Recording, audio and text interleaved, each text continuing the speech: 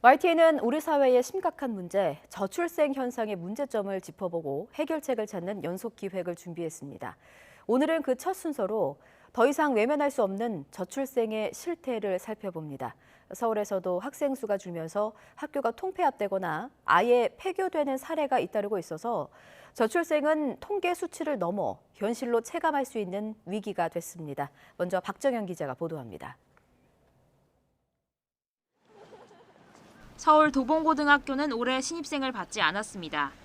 내년 폐교를 앞두고 있기 때문입니다.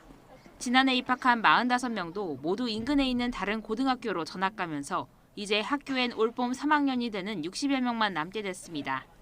지금 한 64? 그러니까 되게 중간에 엄청 방학 때 그 시즌에 되게 전학을 갔던 친구들이 되게 많아서 서울 지역 일반계 고등학교 가운데 문을 닫는 건 도봉고가 처음입니다.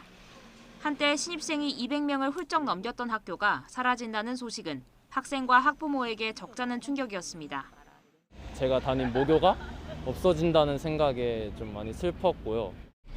왜 하필이면 내가 다니고 있는 학교가 폐교가 되는 걸까 이런 생각이 딱 들어서 처음에는 안 믿었죠. 어떻게 서울 시내 한복판에서 가뜩이나 원하지도 않게 들어갔는데 무슨 폐교냐 그런 게 어딨냐 안 믿었어요. 학령 인구 감소에 따른 폐교는 과거 농어촌에서 주로 발생했지만 최근엔 서울 지역으로도 확산하고 있습니다.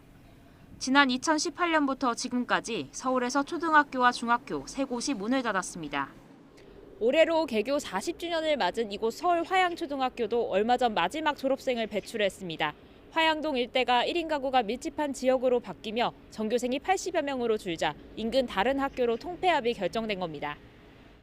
인근 주민들은 몇 년 전부터 어린이들을 보기 어려워졌다며 저출생을 실감한다고 말합니다. 줄었죠. 예, 줄었어요. 확실히 준 게 알리고요.